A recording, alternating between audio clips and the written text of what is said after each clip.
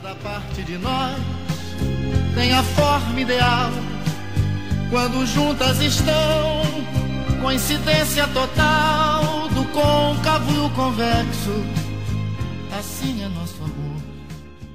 Muitas pessoas confundem sexo com gênero. Sexo é uma coisa, gênero é outra. Então, existe o gênero feminino e o gênero masculino. E ambos estão presentes, tanto no homem quanto na mulher.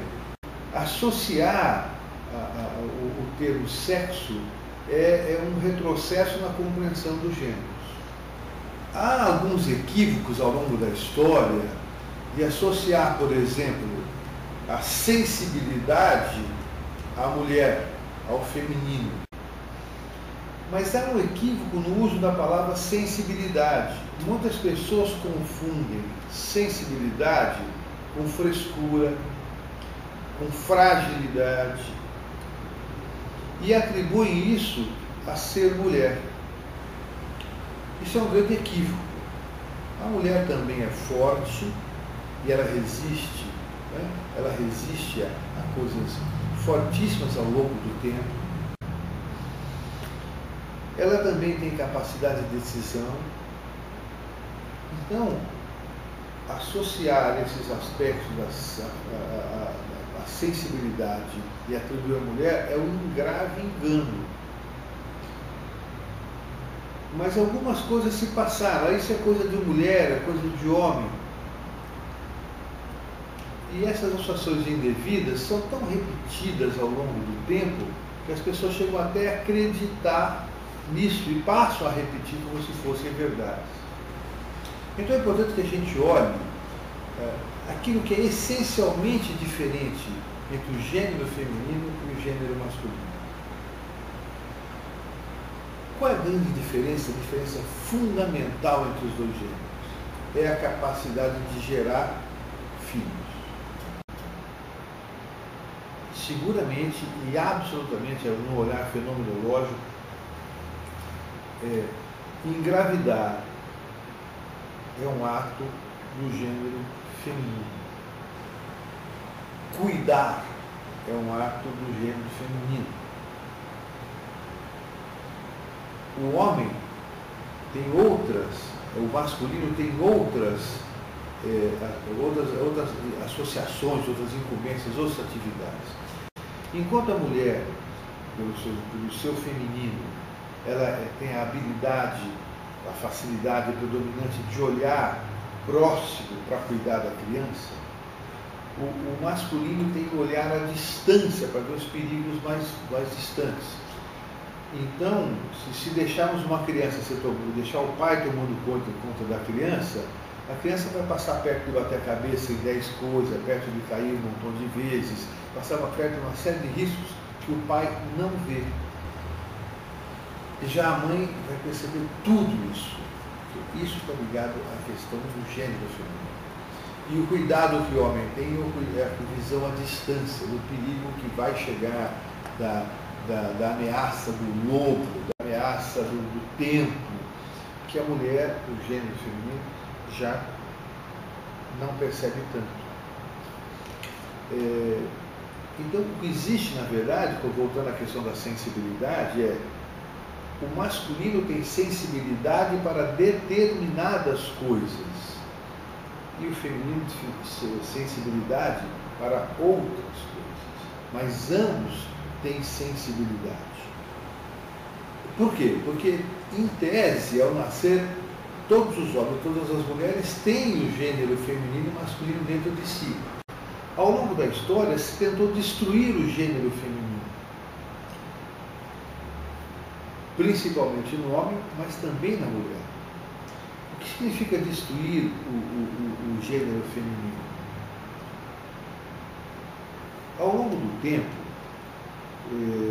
a mãe era obrigada a ter filhos todos os anos para fornecer mão de obra para a guerra, mão de obra para o poderoso, para o senhor feudal, para a produção e assim por diante.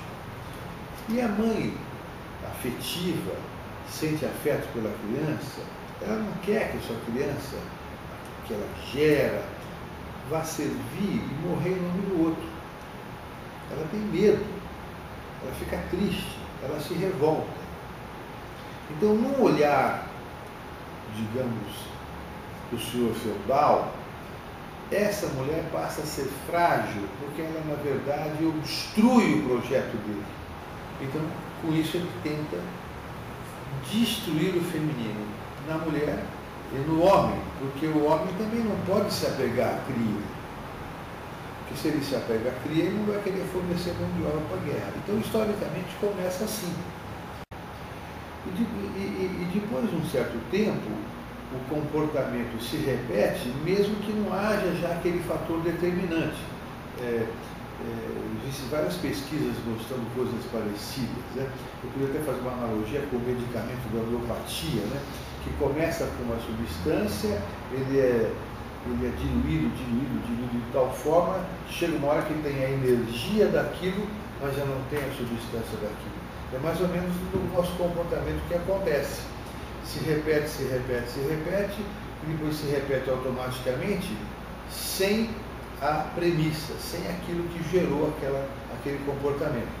Existem pesquisas mostrando que com macacos, que sempre que o macaco subia numa escada, eram atiradas coisas nele. E ele vai recebendo coisas que são atiradas que lhe incomodam. E aos poucos o macaco já vai querer, as gerações vão seguindo, o macaco já não quer subir naquele tipo de lugar, por quê? Porque ele tem um medo, não sabe do quê? Porque nele já não está sendo atirado nenhum objeto. Então é assim que funciona com a sociedade. Muitas coisas perderam seu nexo, mas as pessoas continuam repetindo. Nas questões de gênero, nós temos isso com grande frequência.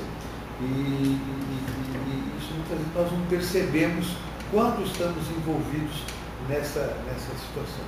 Então, dizer que a mulher é frágil, que o homem é forte, que o homem é insensível, que a mulher é insensível, são associações indevidas que são repetidas ao longo do tempo. O homem é sensível e a mulher pode ser sensível ou não. O homem também. É uma questão da individualidade de cada um em função das suas experiências de vida, os seus sofrimentos, suas dores. E aí, então, nós teremos razões para entender as diferenças que são geralmente individuais.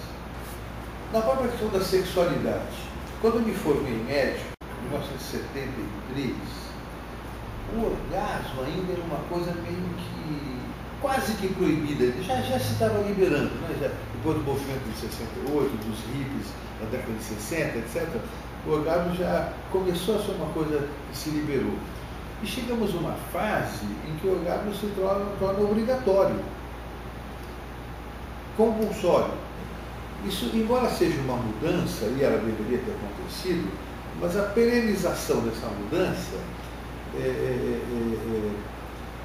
leva as pessoas a continuarem não sendo elas mesmas, porque quando você primeiro é submisso a um ensinamento, depois faz o oposto do ensinamento, são duas formas de não fazer o que quer. Então hoje nós sabemos que o próprio orgasmo, a liberdade sexual, é a liberdade sexual, não é que tem que fazer, a liberdade é de escolha, pode-se ter ou não.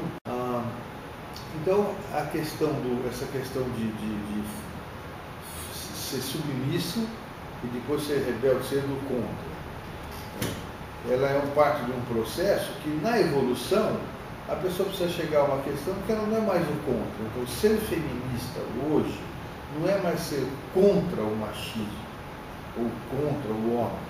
Ser mulher hoje é ser mulher, com, sem ou apesar do machismo, com, sem ou apesar do homem.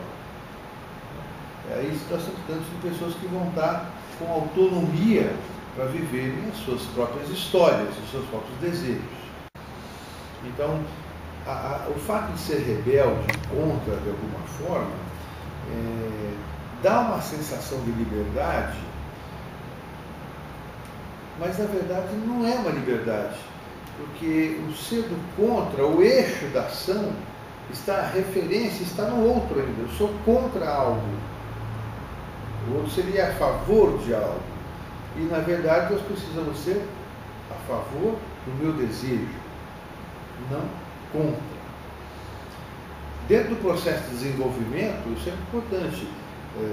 No começo da adolescência, e aí eu posso citar um paralelo da sociedade se desenvolvendo como uma sociedade também, em alguns lugares, já chegando na adolescência, porque a maioria dos lugares ainda está na infância, mas na adolescência a pessoa tem uma fase que ela necessariamente precisa ser do contra a autoridade, contra o que lhe foi ensinado, contra o que lhe foi imposto.